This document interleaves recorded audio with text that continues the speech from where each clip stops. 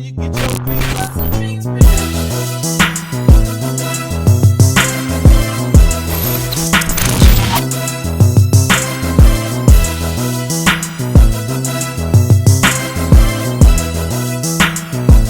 Alright you guys, so before you actually start cutting, what you want to do is section off the hair. Right now I'm parting the hair at the parietal ridge. For those that don't know where the parietal ridge is, it's the area between the top and the sides. I'm basically going to work on the top last, so that's why I'm parting it right now, just sectioning it off so that I could, work on the side taper first.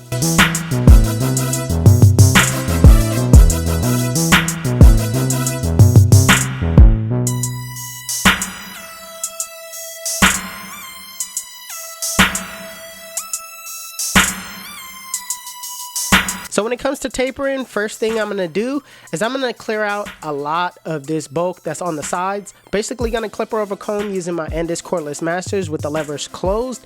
And I'm clearing out all this bulk to where I can set in my guidelines.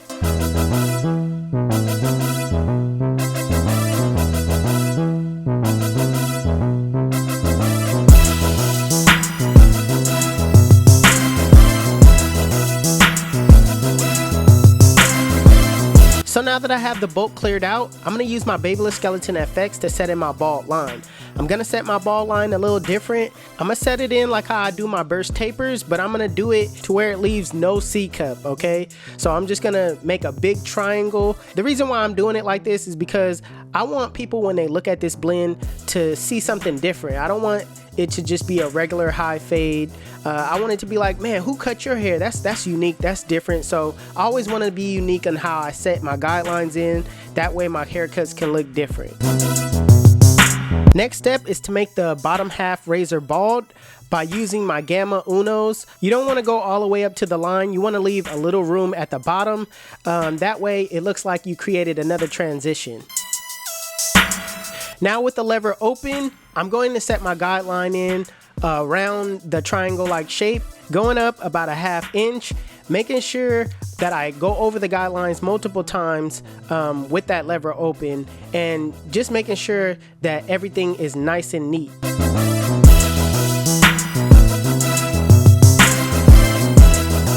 Now putting on the one guard, doing the same exact thing that you did with the lever open. I'm going up about a ½ inch, making sure I keep the guidelines neat, going over it multiple times to ensure that it's at that one guard open length.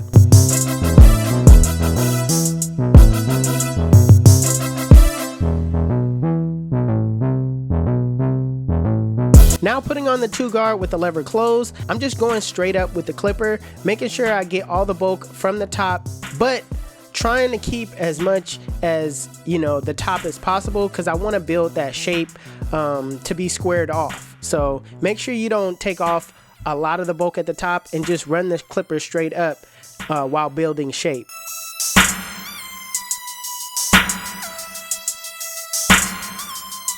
Now dropping back down to the one guard open, I'm just cleaning up that area between the 1 and the 2, making sure everything flows up into the shape at the top.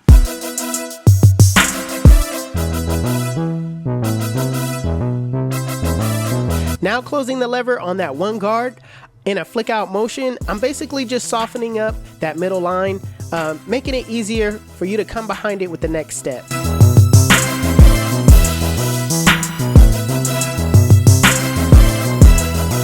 Now that the middle line is lighter, you can use your zero guard with the lever closed and just use your corners and flick out that middle line much more easier than you would if you would just, just to attack it without using the one guard closed.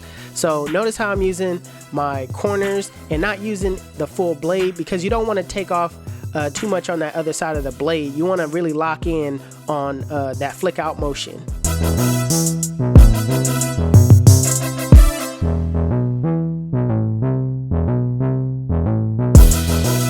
So in the same way that I took out the middle guideline is the same way I want to take out the bottom guideline. I'm going to set my lever halfway, soften up the bottom line before I take it out with the next step.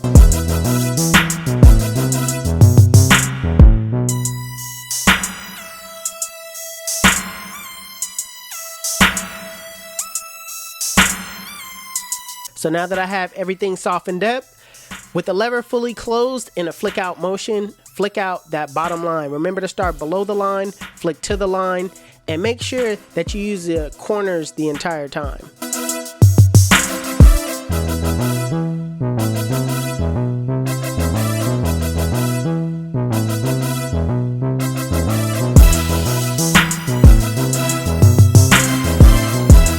So at this point, it's about detailing your work. You got all the guidelines out, and now it's time to perfect the blend. I'm using my Babyliss Skeleton FX to really define that bottom line, really make sure I got that line taken out.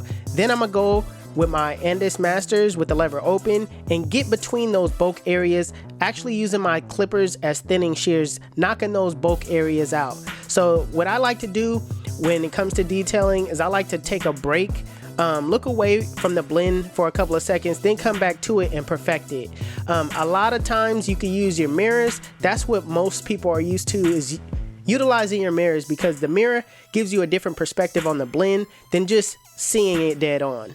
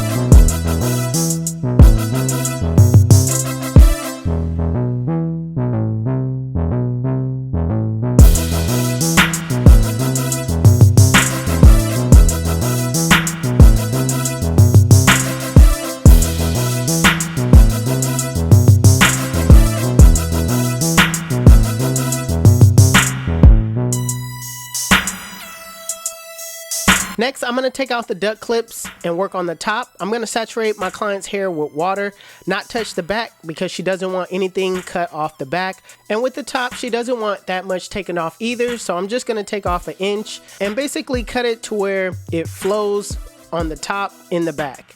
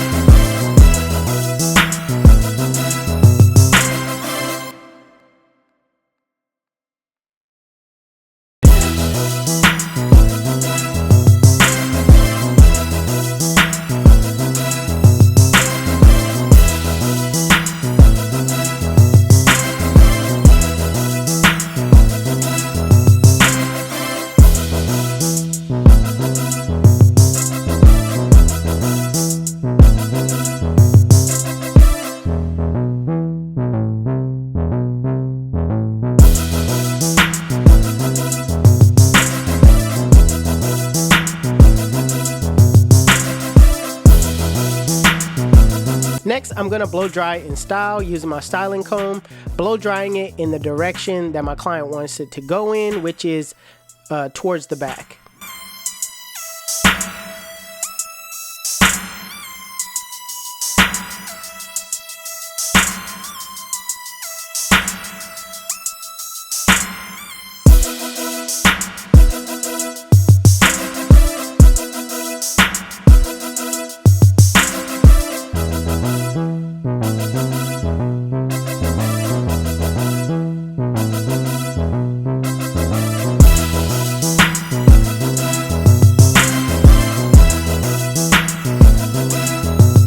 Now when it comes to the little straggly hairs in the front line, I like to take that down to a 1 guard with the lever open.